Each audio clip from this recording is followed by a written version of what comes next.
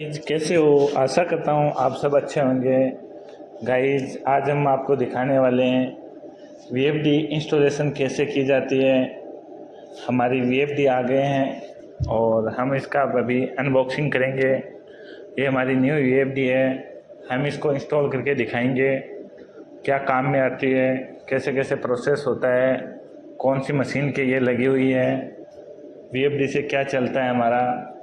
VFD को हमारी मारवाड़ी भाषा में बोले तो ये एक बड़ा हाथी है। ये एक स्टार्टर जैसा ही काम करती है। आप गाइज हमारे वीडियो को लाइक करें, शेयर करें, सब्सक्राइब करें। हम और भी आपको काफ़ी ऐसे वीडियो दिखाएंगे। Thank you guys.